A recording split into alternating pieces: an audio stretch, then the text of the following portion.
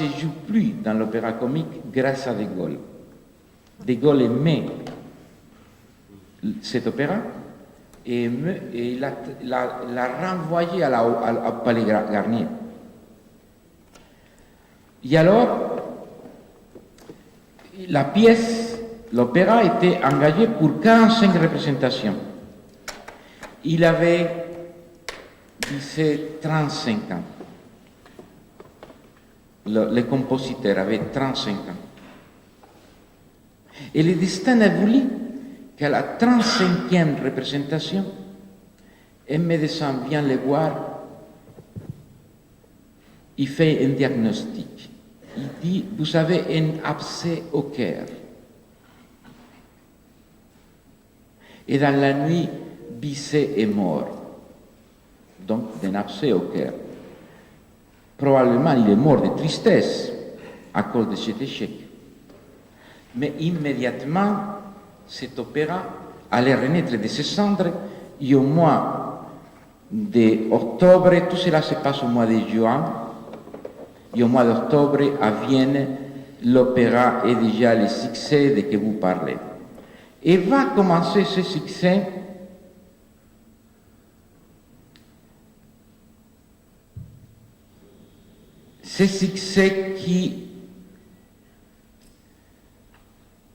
qui n'a pas évidemment connu Bizet, qui à la fin de sa vie, Prosper Mérimée a essayé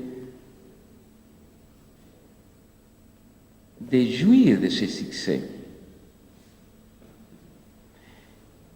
Mais je crois qu'il n'était pas assez intéressé par les insectes. Je crois qu'au long de l'histoire, lorsqu'on voit les grands écrivains, les grands penseurs, les grands philosophes, on était tous passionnés par les insectes. De telle manière, aujourd'hui, les grands écrivains vivants, je pense par exemple à Junger, et maintenant j'allais dire vivant, Nabokov. Junger et Nabokov, ils ont dit à peu près les mêmes mots. Je ne sais pas si l'avenir parlera de mes romans, a dit Junger ou a dit Nabokov, mais au moins, on parlera de moi parce que j'ai découvert des espèces, dans le cas de Junger, des cafards, et dans le cas de Nabokov, des papillons. Il est évident que Bizet ne s'intéressait pas aux papillons, ni aux cafards, ni aux lucioles.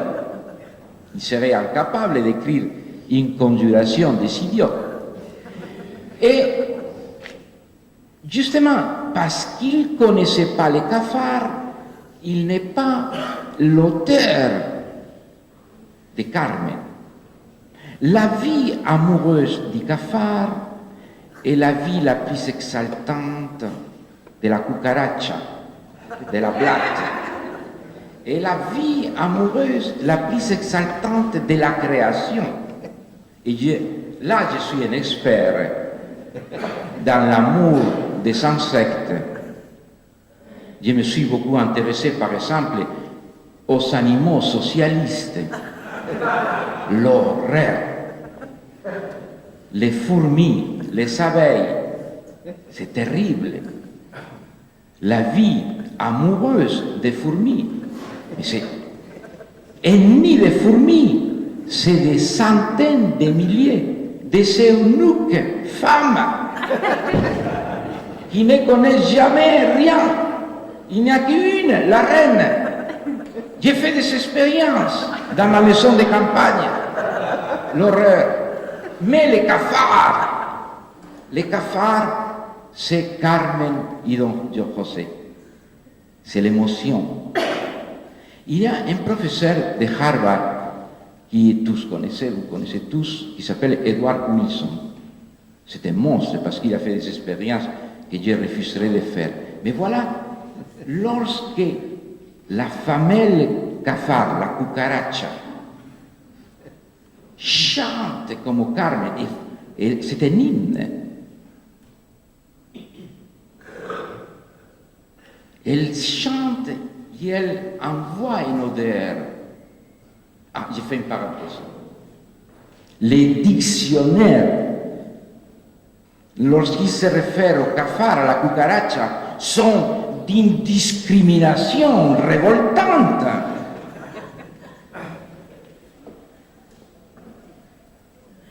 Les Robert en France et les dictionnaires de l'Académie espagnole prétendent que la cucaracha se cache à cause de son mauvaise odeur. J'ai ici une définition, je ne sais pas où je la garde, d'un dictionnaire. Regardez, c'est extraordinaire. On ne croirait pas. La cucaracha, elle est surtout dans les bateaux transatlantiques. C'est un dictionnaire de 1989. Il n'y a plus de transatlantique. C'est extraordinaire. Que de diffamation sur la cucaracha. Et alors, lorsqu'elle commence à chanter, la femelle, elle envoie une odeur, un parfum aphrodisiaque extraordinaire, si puissante, que voilà, Edward Wilson a mesuré la distance. Ça serait pour nous 20 kilomètres. Et cette parfum, et cette chanson, elle est envoyée à qui? Seulement à une personne, à un mâle, à son amoureux. Et alors, Don José commence à cavaler, commence à marcher. Et le mâle cucaracha vers la femelle cucaracha, à toute vitesse. Et là, voilà. Wilson a fait une expérience criminelle. Parce que le mâle, Don José est capable de traverser tout, des montagnes, de traverser des rivières, n'importe quoi, pour aller chercher Carmen. Et Wilson a mis une barrière de feu. Évidemment, le mâle a péri dans la barrière de feu. Et après, la nuit d'amour, que des fois c'est un après-midi, c'est magnifique. C'est une danse. C'est extraordinaire. Finalement, ça dure longtemps. Finalement, les mâles montent sur la femelle et ça dure longtemps. On danse, pas érotique, et spirituel. C'est Dieu qui est là. C'est le mystère de l'amour dans toute son ampleur. Comparé à cela, la fourmi.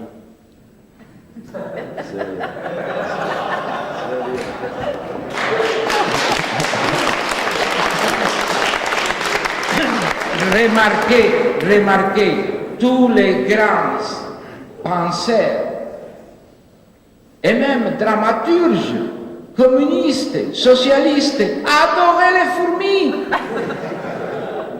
Oui, Maeterlinck a écrit sur les fourmis.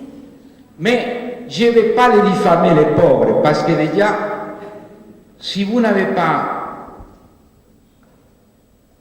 un appareil comme celui-ci, qui mesure les secondes, vous pouvez prendre une termite. La termite, c'est une variante de la fourmi. Alors, je vous explique. La fourmi, dans un nid, il n'y a que des femmes, châtrées tous, et eunuques. Mais des femmes très intelligentes. Hein? Elles font les chauffages centrales. Ils mettent des excréments, ils font de la chaleur. Ils sont des troupeaux de pucerons. Ils sortent les troupeaux, les amènent. Les pucerons prennent du sucre. La nuit, ils rentrent à la maison, on les pend par les pieds. Et cette salope de fourmis se drogue, ils sucent le cul des pucerons. Et tous ces liquides fermentés, ils se droguent comme ça, bien. Mais comment se reproduisent les fourmis? Une fois par an. Et uniquement la reine. dans chaque nid,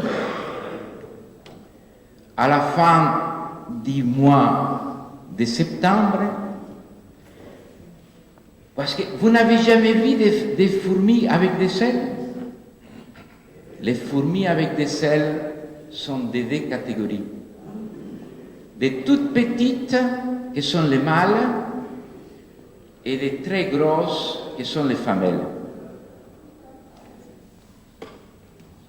Et une fois par an, seulement une fois par an, ces petits nombres, sur des centaines et des centaines de milliers, ils sont très... Oh.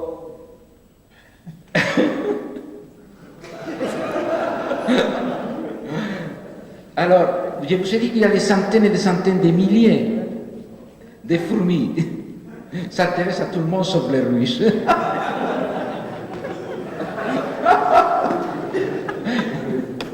Alors, dans chaque nid, il y a grosso modo 4 femelles et une quarantaine de mâles qui ne sont là que pour la procréation. Alors, qu'est-ce qu'on fait avec les femelles? On les nourrit, on les remplit les jours, et un soir, c'est la nuit des noces. Ce petit nombre de cètres de la fourmilière sortent dans l'air et ils copulent dans l'air. Mais qui copule? Les 5 femelles, oui. Mais sur les 50 mâles, il y a 45 qui sont finis. Ils sortent de tous les nids en même temps. Et alors, une fois que les mâles ils ont fait leur travail, tombent à terre et ils sont détruits par les animaux prédateurs, tant pis pour eux. Mais qu'est-ce qu'ils font les femelles? Les femelles, avec tout ce que, toute la nourriture qu'elles ont dans les joues partout, et maintenant ils vont être mères.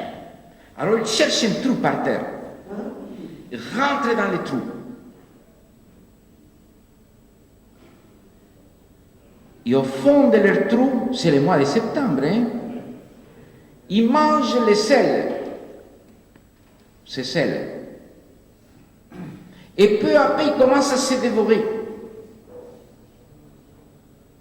Ils commencent à manger leur ventre, sauf la poche d'enfant. Et pour finir, lorsqu'ils sont sur le point de mourir, les printemps arrive et ils commencent à pondre dessus. Et c'est pour ça que je vous ai dit, si vous n'avez pas ça, vous prenez une termite, une fourmi, la termite pond des œufs une fois par seconde pendant 10 ans. Pendant 10 années, tous les secondes, un œuf. Tous les secondes. Des femelles, toujours, tous. Donc, l'horaire. Donc, les insectes, ce qu'on appelle les ombres paradis, c'est capital. Et n'en parlons pas des lucioles. Mais puisque je vous parle des lucioles, le moment est venu pour laisser la parole à Verdiglione.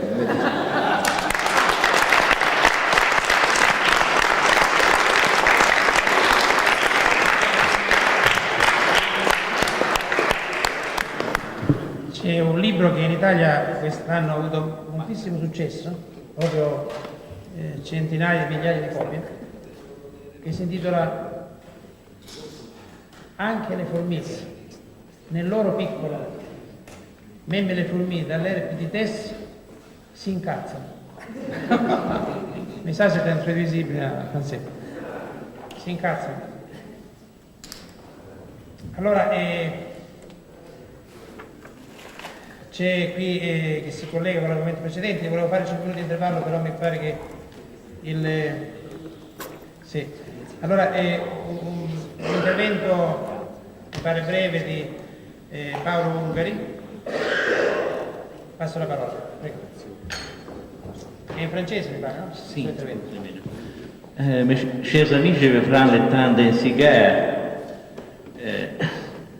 pour amorcer un thème qui se relie étroitement avec celui que vient de traiter M. le professeur Marx.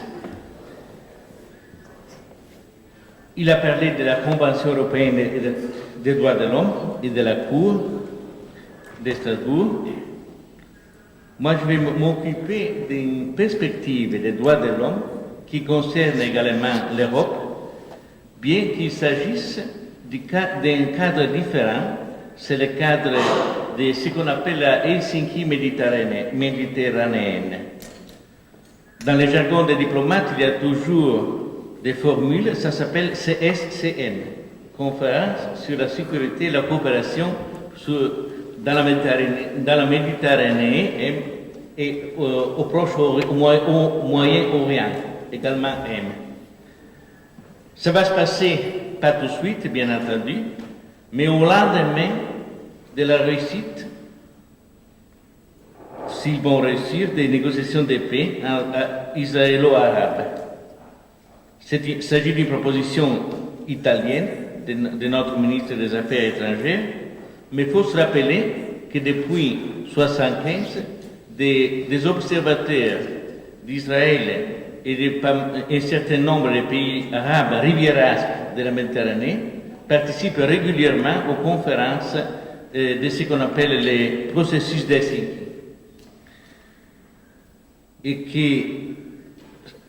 qu'au mois de juillet, les préliminaires commencent la semaine prochaine, on va fêter et renouveler à Helsinki le pacte de 1975, dont la réussite a été si heureuse. Or, il arrive qu'entre-temps,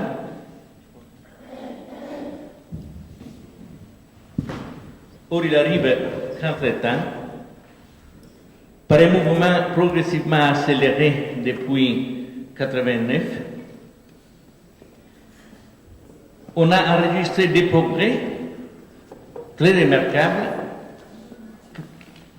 précisément sur ces points des droits de l'homme qui avaient été si longtemps gelés au cours des conférences précédentes. D'Helsinki à Belgrade, de Belgrade à Madrid, de Madrid au préliminaire de Vienne. Et finalement, janvier 1989,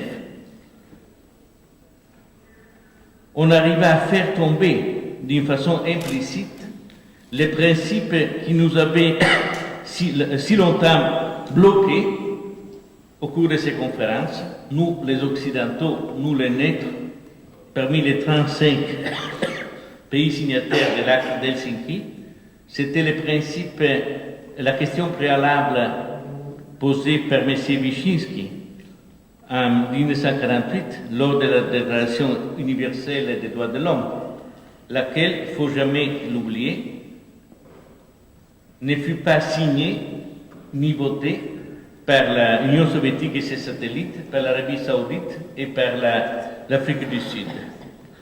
Ces questions préalables s'appelaient la question de la non-ingérence dans la sphère de la souveraineté intérieure des États. Or, il arrive qu'au mois d'octobre cette année, à Moscou, dans le siège de la conférence qui se trouvait être les palais proches de la place Rouge, qui fut le théâtre des grands procès de la terre stalinienne, dont le prosécuteur était ce même Wyszynski, d'une façon solennelle et irrévocable, on édicta que désormais les questions des droits de l'homme ne sont plus dans le domaine de la souveraineté intérieure, mais chaque État a les membres et signataires de Vancouver à Vladivostok ou de Saint-Pétersbourg à San Francisco, si vous voulez, a le droit et le devoir d'intervenir là-dessus. Cela avait été déjà établi, je viens de le dire d'une façon implicite, en janvier 1989 à Vienne, car on avait échafaudé ce qu'on appelle le mécanisme, c'est-à-dire un procédé de consultation et d'interpellation par chaque État membre sur les violations même individuelles des droits de l'homme. Un mécanisme faible, fragile, mais qui pourtant permet, en printemps 89, d'obtenir la libération d'un écrivain tchèque qui languissait dans une prison de Prague qui s'appelait Haber et qui maintenant est le président de la République tchèque et slovaque, et que l'année suivante, à la demande du Royaume-Uni et de la Hollande, permis d'obtenir la libération des chefs de la révolution de la estudiantine et de la place de l'université de Bucarest. Mais il s'agissait là le seul fait qu'on activait cette procédure, éliminer d'une façon virtuelle la question préalable, les principes que je viens de citer. Maintenant, on l'a établi d'une façon ouverte et surtout irrévocable. On ne peut pas y revenir. C'est la formule classique des constitutions, dont notre ancienne constitution italienne, les statuts au siècle dernier. Entre-temps, à partir de la Hongrie, l'un après l'autre, les États d'Europe centrale sont en train d'adhérer à la Convention et à la Cour européenne des droits de l'homme. Les Pays-Bas, la Tchécoslovaquie, la Pologne et dernièrement la Roumanie viennent de demander d'adhérer. Et la question va être réglée au courant de l'année présente. Entre-temps, la sphère d'action de l'OTAN s'est élargie considérablement par l'institution de ce qu'on appelle les conseils de coopération de l'Atlantique du Nord, où participent les États de l'Est. Et finalement, au sein même de la conférence sur la coopération et la sécurité en Europe, on a établi un bureau pour les élections libres. On a arrêté le principe que chaque État a le droit d'envoyer des observateurs pour surveiller la régularité des élections dans les États membres. Moi-même, j'ai été 2 fois observateur en Roumanie. Et finalement, il va y avoir un bureau pour les institutions démocratiques et une assemblée parlementaire unifiée de la CSC. Voilà les prémices. Maintenant, on va voir dans le futur qu'est-ce que peut être, qu'est-ce que doit être cette conférence méditerranéenne pour la coopération et la sécurité. Et quel va être, s'il y en aura un, son chapitre des droits de l'homme inscrit sur l'agenda. Et j'ai dit droits de l'homme car pendant ces 17 ans, l'Occident et le neutre parlaient droits de l'homme et l'Est parlait affaires humanitaires. Et on avait tranché un compromis linguistique. On parlait jusqu'à Moscou à ce mois d'octobre des dimensions humaines. Je crois que dans le futur, on va parler droits de l'homme. Et que tous vont tomber d'accord sur ces points-là. Je cite, il y a 2 objections principales contre l'inclusion envisagée par M. de Michelis et par d'autres hommes d'État d'Occident de ce point de droit de l'homme dans le contexte de la conférence future. Objection première. Mais alors, monsieur, vous êtes bien hypocrite ou vous mentez tout, très carrément si vous imaginez de nous convaincre qu'il y a une signification quelconque dans le fait qu'on signe des engagements importants sur les droits de l'homme avec des gens tels que M. Gaddafi, avec M. Assad et avec le roi du Maroc et d'autres personnages rivière sud de la Méditerranée. Il y a une réponse toute prête. Est-ce qu'on n'a pas signé, il y a 17 ans, des engagements pareils avec des gentilshommes qui s'appelaient, pour la bonne mémoire, M. Brezhnev, M. Ceausescu, M. Zhukov et autres. On a vu à longueur de temps que comment cela a fructifié. Mais même à court terme, cela a donné une impulsion puissante au mouvement d'opposition dans les pays d'Europe centrale et en Union soviétique même. Ce qu'on appelait et qui existe toujours sous le nom de Helsinki Watch Committees, les centaines d'hommes et femmes qui ont pris le chemin des prisons à cette époque, mais qui ont réclamé sur la base des engagements signés par leur État le respect des droits de l'homme à l'Est, voilà ce qui ressemble singulièrement à la renaissance des ligues des droits de l'homme en Tunisie tout d'abord, et puis en Algérie, au Maroc, au Liban, en Égypte, ailleurs. Au mois de janvier, il y a eu le congrès mondial de la Fédération des Ligues des droits de l'homme à Turin, en Italie. Tous ces gens étaient là. Ils souhaitent bien qu'il y ait des engagements formels pris par leur État qui leur offriraient un cadre d'action bien différent. Et encore, il y a plus qu'un an, en Sicile, il y a eu une rencontre des Ligues des droits de l'homme de la Méditerranée portant sur les thèmes de l'immigration et de l'émigration. Et on a établi au niveau des zones de bonne volonté une coopération qui serait puissamment renforcée par des engagements pris par les États, même s'il s'agissait de l'hommage du vice à la vertu, comme le dit le poète. Mais l'hommage du vice à la vertu, c'est bien une lettre de créance.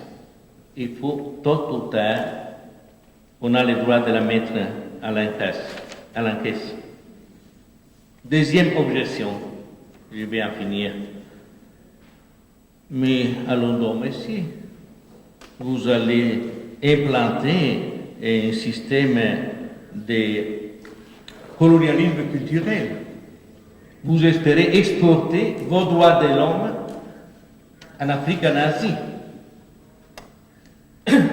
dans l'Afrique subsaharienne et au Proche-Orient asiatique.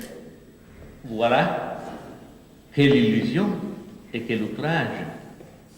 Vous voulez marcher carrément sur les sentiments, la culture, les idées, les idéologies de ces peuples.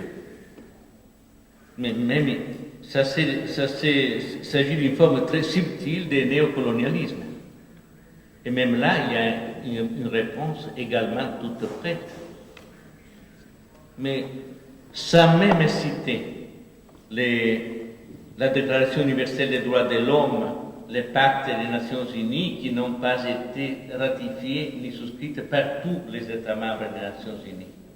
Mais qu'est-ce qui empêche de faire la comparaison entre la Convention européenne des droits de l'homme, la Convention africaine des droits de l'homme et les différentes rédactions? Pour ce qui est de ces deux objections principales, le reste appartient aux négociations diplomatiques, à la coopération et à l'établissement de langage commun entre les juristes. Je crois qu'on peut s'arrêter ici, sauf ajouter un seul point et dernier. Car ce qui est important dans les systèmes de coopération qu'on appelle pan-européenne, c'est euro-américain, asiatique, dans le nord de la planète, est axé principalement sur les points de garantie. Il ne suffit pas de proclamer des principes à l'heure actuelle. La différence entre les cadre et le climat Nations Unies et le cadre et le climat Société des Nations résident effectivement dans les chapitres des garanties de la juridique, des procédures, des mécanismes, des contrôles. Oh, tout d'abord, alors là, il y a 2 points, et j'en finis par là. Premier point, à Vienne, en janvier 89, on établit en plus un principe très important, c'était l'interdiction des interférences programmées pour empêcher le peuple de visionner les émissions de télévision ou d'écouter les émissions radio provenant d'un côté et d'autre de la zone de Helsinki. C'est ce que les journalistes appellent le jamming et que les antifascistes italiens et européens connaissent très bien depuis l'âge de la Deuxième Guerre mondiale.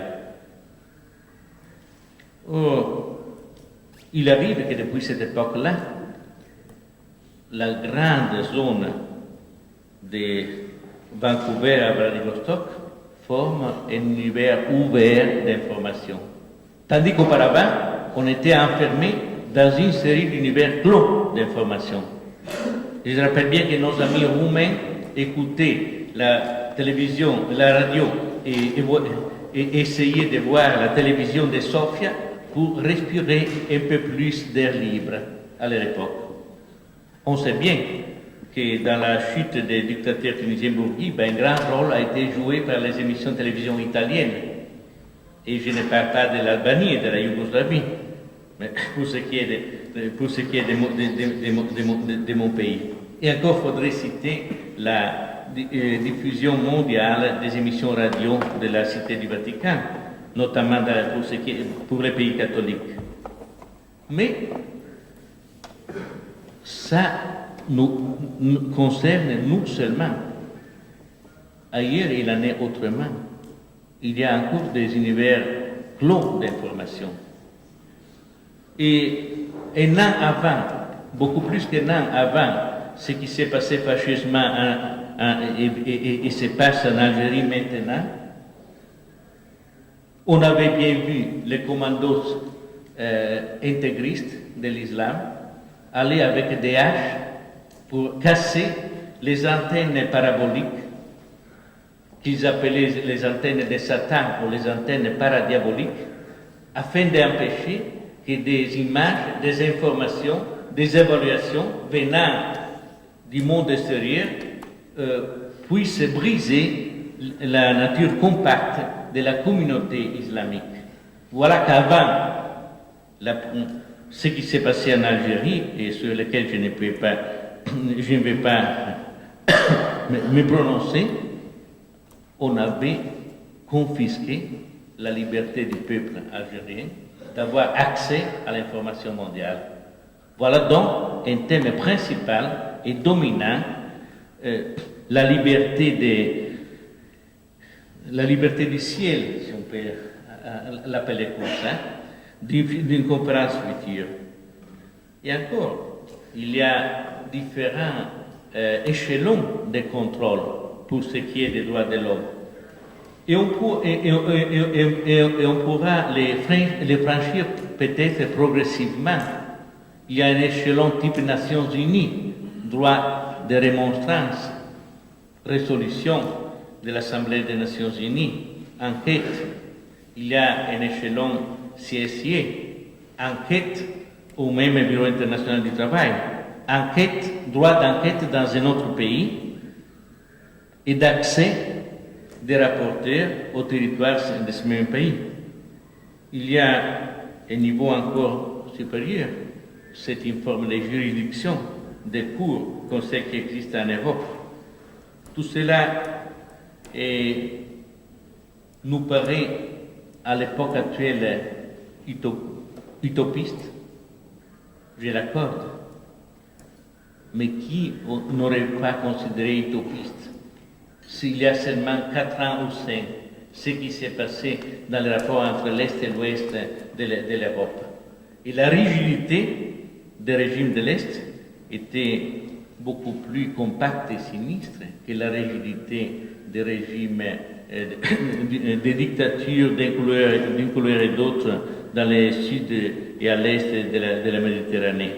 Donc, il faut se battre pour cette conférence, il faut étudier par avance ces thèmes et ces convergences possibles, il faut étudier les solutions juridiques, les mécanismes, il faut avoir plongé dans l'armoirie de nos pactes et conventions et du système d'Helsinki. Il faut finalement tendre la main à nos amis qui existent, qui dans les pays islamiques de l'Afrique subsaharienne et du Proche-Orient se battent pour les mêmes idéaux que les nôtres, qui avec nous ont en commun les lectures, les livres, les objectifs peut-être. Il vient de paraître il y a 3 jours ce livre d'un écrivain très connu, M. Dioui, qui avait été envoyé joliment au Gabon et qui allait être extradé peut-être au Maroc, à qui appartient le Maroc, qui nous explique de quoi nous parlons quand nous essayons de ne laisser pas seuls ceux qui dans les pays du sud de la Méditerranée et du Proche-Orient sont dans les mêmes détresses que nos frères de l'Est autrefois et auxquels il faut apporter tout ce que nous, dans la mesure de nos moyens.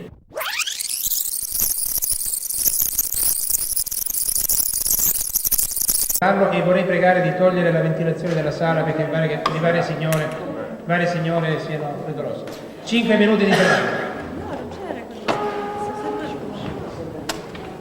In Francia è notissimo, in Italia stiamo facendo molto perché lo sia, è noto agli filosofi e vorremmo che fosse noto anche un po' di più, insomma, anche a molti lettori.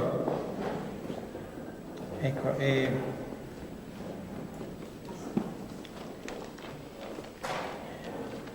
il titolo in questo caso abbiamo detto il tempo dell'Europa, no? Il tempo dell'Europa. E già ieri avevo anticipato qualcosa e quindi adesso siamo molto contenti di sia qui. C'è Dal Santo nella sala? Venga qui al tavolo, sia gentile. Qui al tavolo.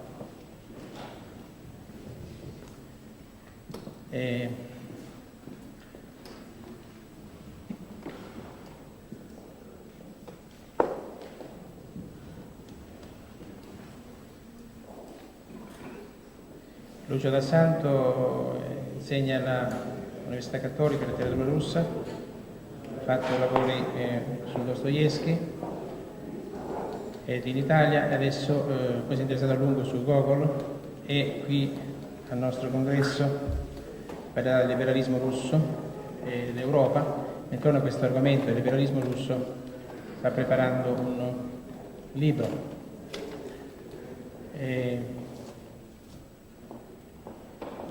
Un libro che quindi, di cui anticiperà qualcosa a Milano, a San Pietroburgo e a Parigi. C'è qualche problema in fondo alla sala? Dite pure.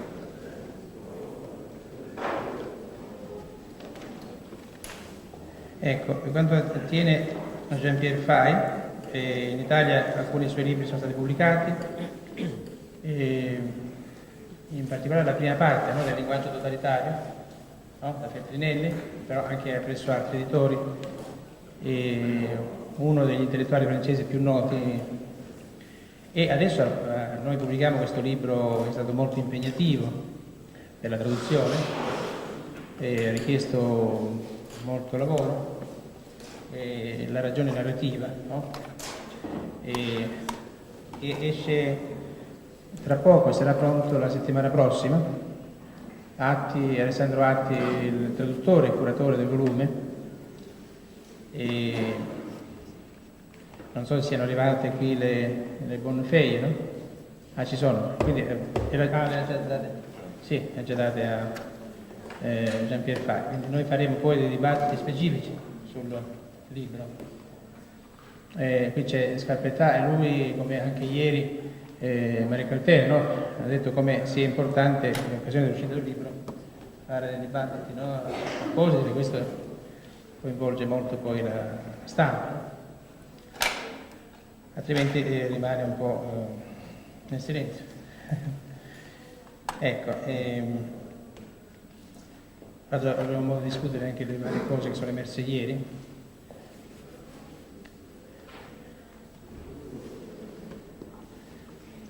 Bene, allora ho appena accennato all'intervento a Torino, no? Era stata una storia proprio. Sì, una storia, sì. Anche oggi è una storia. Gian Tossendo Santi, filosofo, intellettuale brillantissimo, abbiamo apprezzato. Lui c'era anche 10 anni fa qui a Roma, in occasione del congresso alla Grand Hotel, no? Che avevamo fatto intorno alla cultura.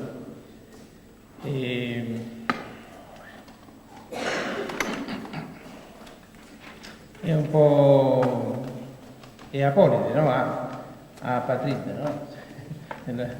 Bene, allora il tempo dell'Europa. Ah, il tempo dell'Europa. Alors je parle en français, si vous me le permettez. Lorsque le temps de l'Europe, je dois dire, d'abord la genèse de ce titre, parce que Paul Carmand de Verdigan est venu à Paris il y a quelques semaines, un mois et demi, et il m'a donné le thème, c'était le ciel de l'Europe. Alors moi ça m'a un peu surpris, le ciel. J'ai envie de crier ciel. C'est pas une quelle affaire, le ciel de l'Europe. Alors je me demandais de quoi veux-tu parler. À ce moment-là, je m'occupais du problème du temps. Alors je dis le temps de l'Europe. Mais je ne suis pas plus avancé, parce que je ne sais pas exactement ce que cela veut dire. Parce qu'évidemment, on peut prendre ça dans son sens, disons, le plus banal. Il ne faut pas mépriser les banalités, car les banalités, c'est ce qui s'offre de prime abord et le plus souvent, comme dit l'autre. Donc, du point de vue banal, on dira le ciel de l'Europe. On peut dire bien, le ciel de l'Europe, il est clair, il est clair. On peut dire, le ciel de l'Europe, il est nuageux.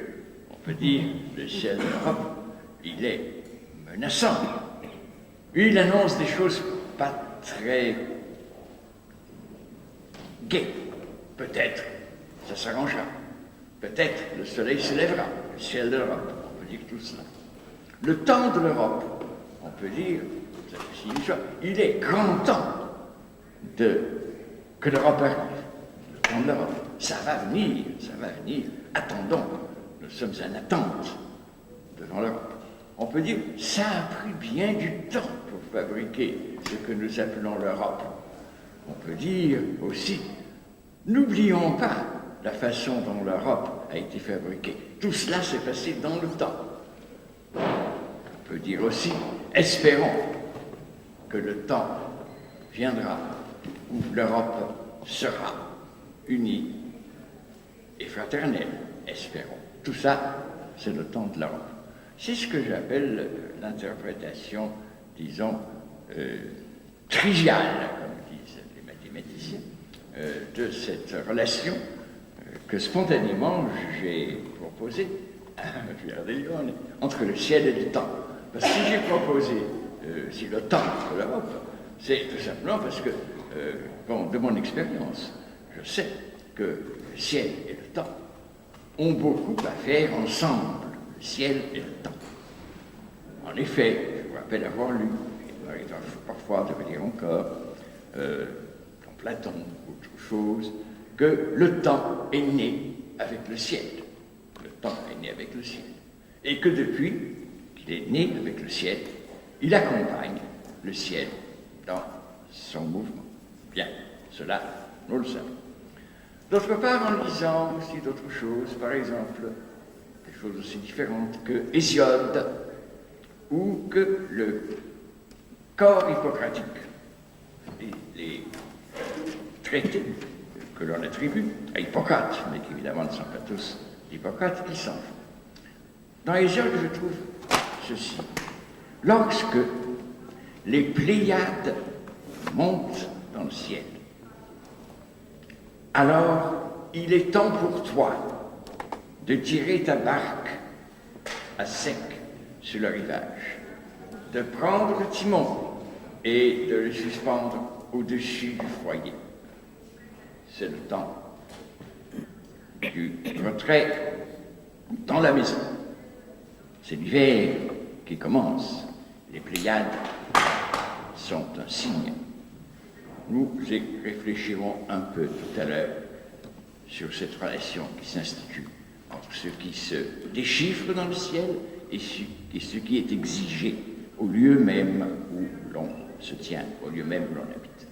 Dans le traité hippocratique auquel je pensais, qui se nomme des airs, des eaux et des lieux, l'auteur, peut-être Hippocrate, peut-être un autre, je ne sais pas, dit au médecin, fais bien attention à ce qui se passe dans le ciel. Lorsque les Pléiades se lèvent, toujours les Pléiades, lorsque le chien se lève, la constellation du chien, alors sois très attentif.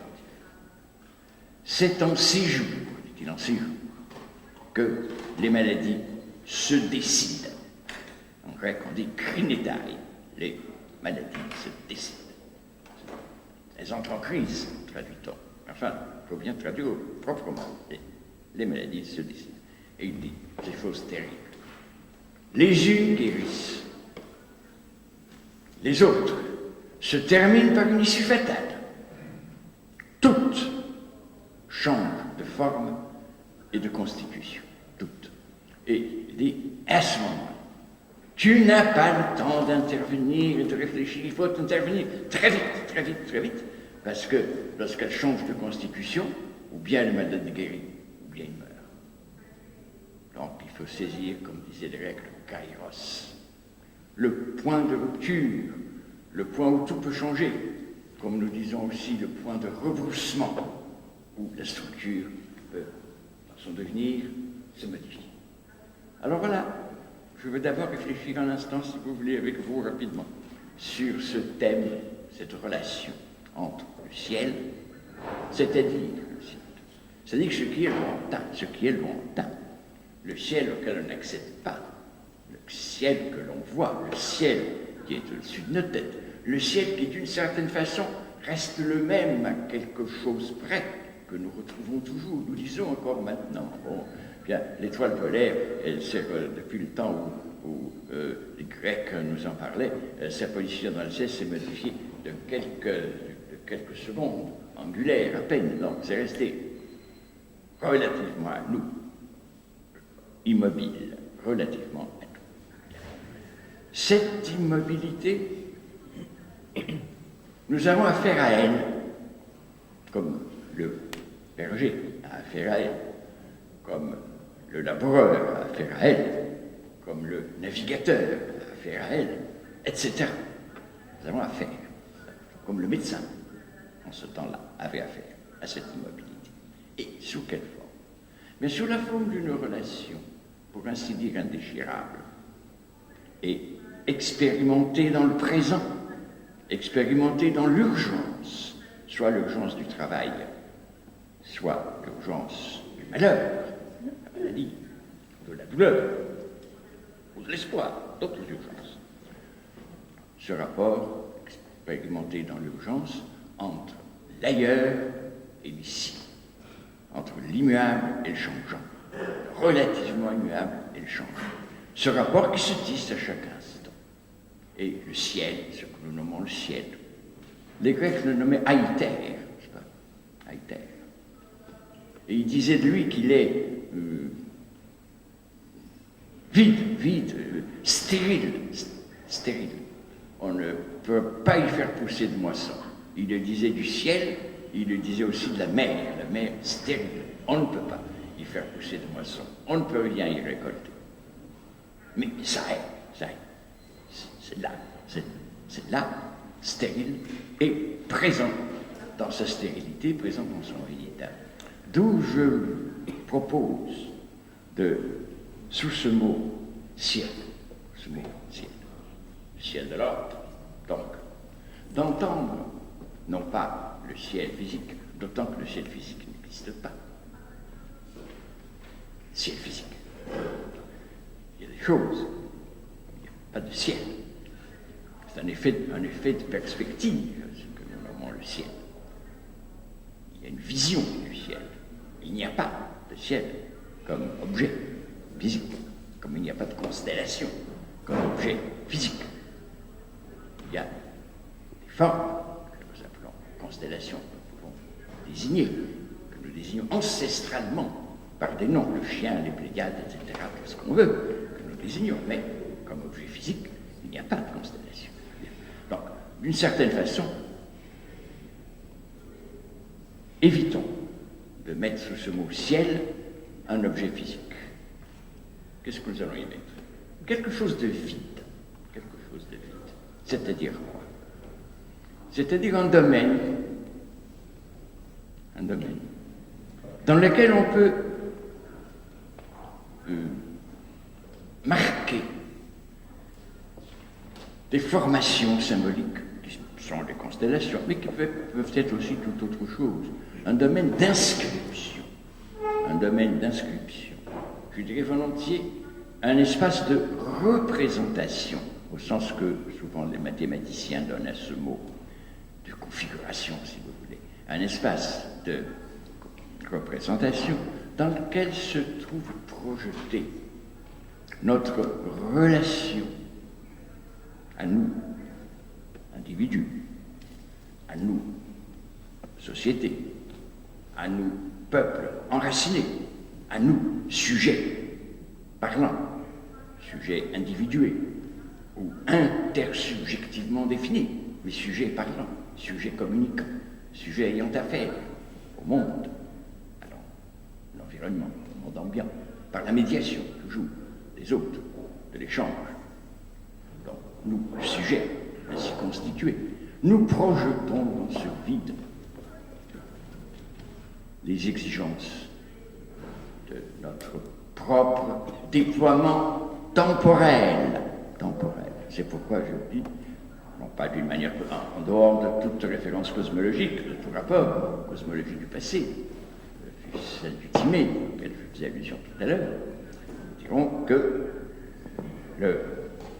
par ce mot de ciel, c'est une convention de langage, que par ce mot de ciel, j'entends ce domaine indéterminé, réceptacle des formations symboliques qu'il appelle, formations symboliques qui font toujours retour dans le local, tout vivant parlant, se nomme lui-même. L'homme se nomme lui-même. L'Europe, son nom est apparu dans le ciel de ces formations symboliques et les désigne.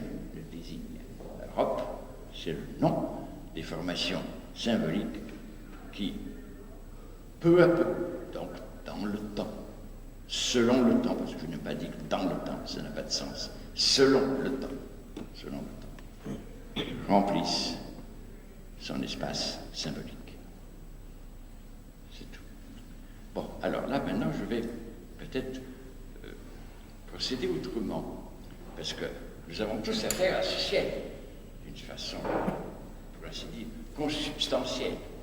En tant que nous vivons, chacun a affaire à son espace de représentation symbolique qui est, pour ainsi dire, sur lui et qui, sans le dominer, le signe à ses actes, le signe à ses modes de représentation, le signe à ses modalités de prise de conscience. Chacun de nous, et je dirais aussi, chaque région du monde. Alors je vais me poser cette question, pour la poser concrètement. Je vais reprendre un peu l'histoire dont tout à l'heure parlait Armando. Si on me demandait, es-tu européen? Je répondrais ceci. Comme souvent répond Aristote, vous savez, d'une certaine façon oui, de l'autre non. Je dirais oui.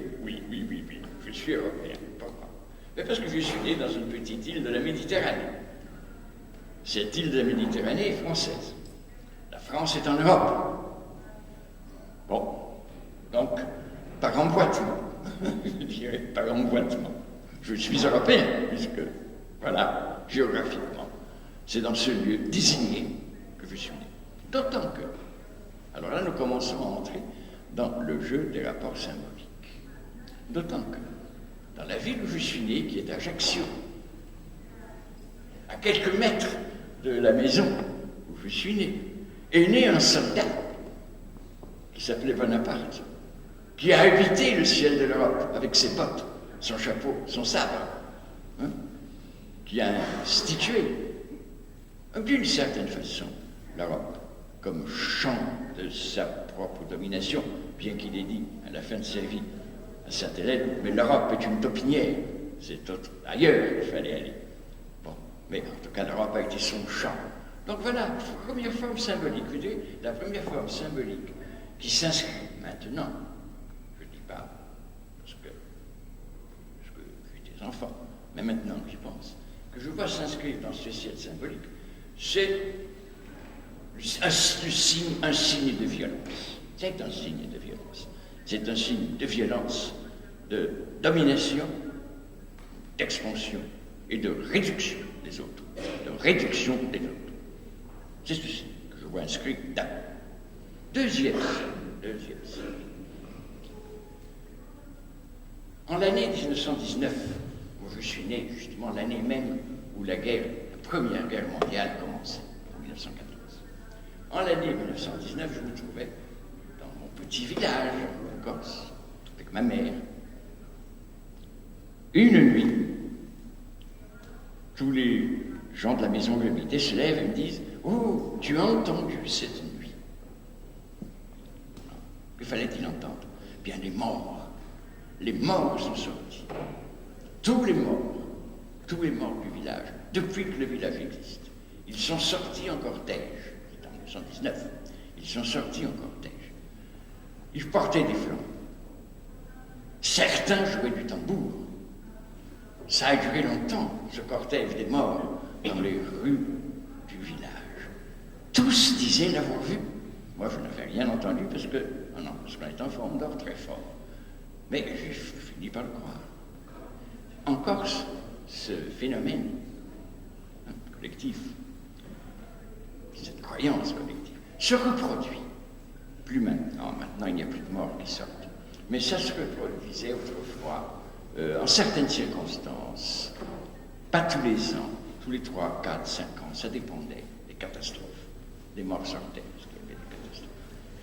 On appelle ça abar, en Corse. Abar. Il était sorti. Alors j'y pense maintenant, je me dis, mais qu'est-ce que j'ai vu s'inscrire sur le ciel de l'Europe? Qui y avait-il dans ce cortège? Ben, il y avait les hommes qui étaient partis. Les hommes qui étaient partis dans une guerre, qui étaient morts, qui étaient parvenus, ils étaient revenus morts le jour de Abar. Qu'est-ce que j'ai vu donc inscrit? Qu'est-ce que j'ai réfléchi? Le second signe que j'ai vu inscrit. Le premier, c'est un signe de domination et de violence. Le second, c'est un signe de mort. Un signe de mort. Et ces signes de mort, je les ai vus par la suite. Ces signes de mort se sont accumulés. Ces signes de mort se sont constitués en système symbolique. Hein? Et Dieu sait combien. Et Dieu sait comment. Nous l'avons vécu. C'est pas la peine d'y revenir. Nous ne faisons pas d'histoire. Nous ne racontons pas d'anecdotes. Nous tâchons simplement de dégager des formes. Bon. Mais j'ai vu autre chose aussi qui s'est inscrit, quand j'y pense maintenant, sur ce ciel symbolique, sur ce domaine symbolique. J'y vois inscrit aussi toutes ces formations dont nous avons parlé, et parlé plusieurs fois, toutes ces formations qui se sont concaténées, qui se sont mises en connexion, qui se sont stratifiées les unes sur les autres, parfois s'ouvrant, parfois se recouvrant, parfois s'oubliant, parfois exigeant la réactivation, la reprise, la remémoration, parfois engendrant la nostalgie, parfois engendrant le refus, parfois exigeant la répétition. Ce sont les formations culturelles. Nous avons ici même très réaliste, donc l'Empire romain, la chrétienté, l'Europe des Lumières. Tout ceci est inscrit. Ceci n'est plus, ça n'est plus. Ça disparaît. Mais ça laisse ses traces symboliques. Nous y pensons encore sur le mode du symbolique. Nous le reprenons encore sur le mode du symbolique. Et c'est cela qui est notre ciel en partie. Le ciel de l'Europe, c'est ce dans quoi s'inscrivent des traces, des gestes, quels qu'ils soient, des actes, quels qu'ils soient, des médiations intersubjectives, quelles qu'elles soient, qui ont été produites et coproduites dans la vie des gens qui vivaient sous ce ciel, c'est-à-dire dans les actes, se renouaient toujours et sans cesse au même ailleurs, c'est-à-dire au même espace symbolique, exactement comme le geste du médecin qui intervient dans la médecine hippocratique au lit du malade. On lui dit, regarde donc si ce n'est pas le temps des Pléiades, c'est-à-dire voilà ce que tu dois faire.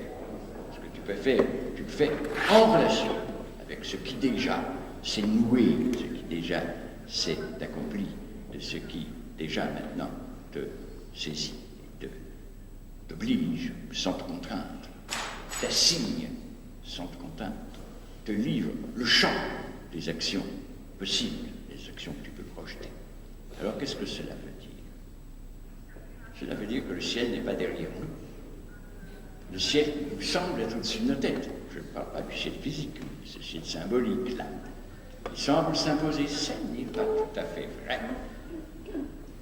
Car cette vie dans le temps, et le temps de l'Europe, si c'est cet espace de configuration-là que l'on déchiffre, ce ciel est tout aussi bien devant nous que derrière nous. Il est autant à constituer que préconstituer, autant à dessiner qu'à déchiffrer, tout autant. Je dirais même qu'il ne peut se déchiffrer qu'à la condition que sans cesse et toujours à nouveau quelques signes s'y inscrivent, signes qui répondent non pas à ce que nous avons fait, mais à ce qu'il nous faut tenter de faire, tenter d'accomplir. Ainsi se constitue ce que j'appellerais la temporalité propre du ciel symbolique, du ciel européen. C'est une temporalité en boucle. Nous allons l'avant. Oui, il faut faire ceci. Il faut construire l'Europe politique. On a construit un peu l'Europe économique. Il faut construire l'Europe culturelle. Elle existe. Il faut réfléchir à elle davantage, l'organiser, constituer ses réseaux de communication, dominer ces réseaux de communication. Oui, tout cela, c'est effectivement à faire. Bien.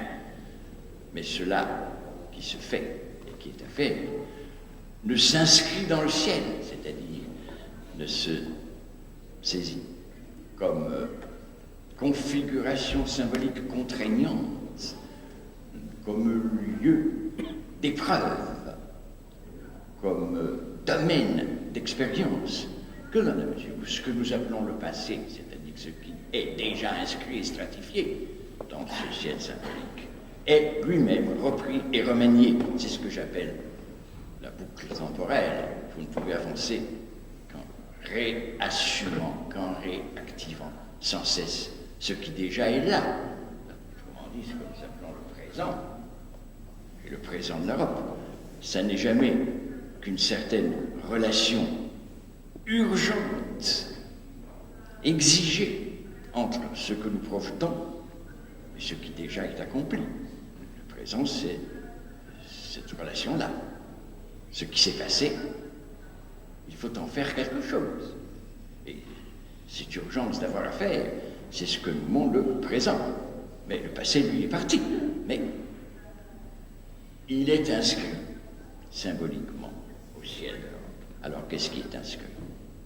Bien que dit, des signes de mort, des signes de violence, des signes culturels, des signes d'ouverture, des signes de communication, des signes de domination non violente. Tout cela est inscrit. Tout cela est inscrit, se désinscrit en même temps, parce que tout cela, en tant que tout cela s'organise, en tant que toutes ces formations symboliques se constituent sans cesse, elles se recouvrent, elles s'effacent. Mais ce qui est recouvert n'est pas détruit. Ce qui est recouvert gît. Pour ainsi dire, en repos, au fond de ce qui est recouvert. Comme disaient les Grecs, c'est hypo, kaimenon, ça demeure dessous. C'est aussi un nom du sujet, un nom de la subjectivité.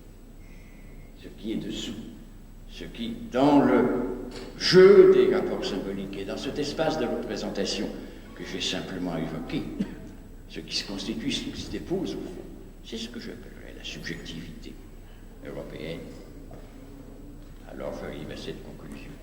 En apparence, tout à fait comique, c'est que la subjectivité est au ciel. Je m'arrêterai là, si vous me permettez. Oui, j'ai encore d'autres choses, mais c'est trop long. Tu veux que je continue encore? Ah ben tu vois, Bon, merci. Ah ben je n'y vois pas d'inconvénient. Bien, alors je voudrais justement reprendre un peu cette histoire. De la façon dont j'ai découvert que j'étais européen. Et pas seulement géographiquement. Pas simplement de cette façon triviale. Je me rappelle quand j'étais enfant, je raconte encore une autre histoire. C'était un peu plus tard, je devais avoir 10 ans à l'époque. Lorsqu'on allait à l'école, on nous donnait des cahiers, bien entendu. Et sur les cahiers, on disait d'inscrire notre nom. Inscrire notre adresse. Alors j'écrivais mon nom, les Antilles, et puis j'écrivais Néa, Ajaccio. Dessous, je mettais Corse. Après, je mettais France. Après, je mettais Europe. Après, je mettais Terre. Et après, je mettais Monde. Et là, je mettais un point. Parce que je ne voyais pas ce que je pouvais ajouter d'autre. Mais ça me tourmentait, ça m'étonnait. Je me dis comment, mais alors, puisque je ne peux rien ajouter, c'est que le monde n'est nulle part. Ça me tourmentait. Mais si le monde n'est nulle part, moi je ne suis nulle part. Pourtant je suis bien ici. ici, à Ajaccio, il y a cette école là-bas, je suis ici. Alors je suis ici. Et en même temps, en dernier réalisme, je ne suis nulle part. Puisque ce dans quoi je suis est nulle part. Je ne peux pas continuer la liste. Je ne peux pas continuer l'emboîtement. Il n'y a plus d'emboîtement possible. Alors bon, qu'est-ce qui se dit? J'appartiens à. Et lorsqu'on dit je suis dans, on dit deux choses très différentes. Je suis dans. Ben oui, on est dans une classe.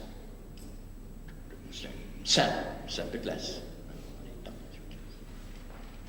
On est dans un lieu, qui lui-même peut être dans un autre, etc. Être dans, être partie de, tout cela, ça peut se définir. Appartenir à, c'est une autre affaire. On peut appartenir à sans être dans. Par exemple, je dirais, moi, culturellement, j'appartiens bien au siècle de Périclès.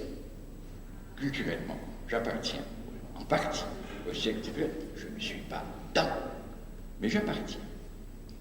Je dirais donc, pour reprendre mon exemple de ces emboîtements, donc, j'appartiens à l'Europe. J'appartiens à l'Europe parce que j'appartiens à autre chose. J'appartiens à l'Europe en tant que, non pas en tant que la Corse est en Europe, mais en tant que des liens se sont tissés, fût-ce des liens qui donnent le signe de la mort. Des liens se sont tissés entre ce lieu où je suis né et ce dont j'ai appris que cela s'appelait Europe. Donc, l'appartenance à l'Europe, c'est une appartenance que je dirais, mais labile, une appartenance labile. On disait tout à l'heure, le ciel de l'Europe, c'est un ciel variable. C'est un ciel variable. C'est un ciel variable selon, localement variable, en ce sens que l'effet de perspective qui constitue ces rapports symboliques et qui les rend visibles est lui-même, chaque fois, non pas localement déterminé, mais localement situé. Tous ces lieux symboliques font signe, chaque fois, vers un lieu déterminé, un lieu terrestre, non pas un lieu céleste, un lieu terrestre, un lieu qui est là, un lieu où on met le pied, un lieu qui a un sol que l'on peut travailler, un lieu où l'on est, où l'on travaille, où l'on vit, et où on mourra, un lieu. C'est l'appartenance, la médiation du lieu, qui constitue la vie des rapports symboliques que nous nommons le ciel, la vie de l'espace de représentation que nous nommons le ciel. Si ce lieu manque, je ne dirais pas que le ciel devient muet, il devient étranger, il devient abstrait, il ne fait plus signe vers rien, il n'a plus son point de vide, il n'a plus son point zéro, le point zéro où tout se noue en dernière analyse, où le positif et le négatif coïncident. Point zéro, c'est-à-dire le point où s'institue le rapport, je dirais, présent au monde ambiant, le point auquel on est toujours ramené, mais qu'on oublie toujours. Bon, ben voilà. Alors, donc, pour revenir à ce que je disais tout à l'heure, à quel moment je pu me dire appartenir à l'Europe, au moment où ce que je faisais, où ce que j'avais à faire, où ce que j'avais à apprendre, moi qui venais de cette petite île, de ce que j'avais à entreprendre, passait par la médiation de ce lieu d'échange, symbolique qui est précisément ce que j'appelais le ciel de l'Europe. Au moment où mon ici ne pouvait s'éclaircir que de cet ailleurs et de sa relation à l'ailleurs. À ce moment-là, oui, au moment où mon ici s'éclaircit par le jeu des relations symboliques qui constituent l'ailleurs de cet ici, à ce moment se constitue entre l'ailleurs et l'ici la relation d'appartenance. L'ici appartient à son ailleurs. Ici appartient à son ailleurs. Mais cette relation de l'ici à l'ailleurs, elle est elle-même mobile et métastable. Et c'est en cela que je conclurai là-dessus, si tu permets. Moi, je vais m'entendre encore longtemps, mais... Bon. C'était...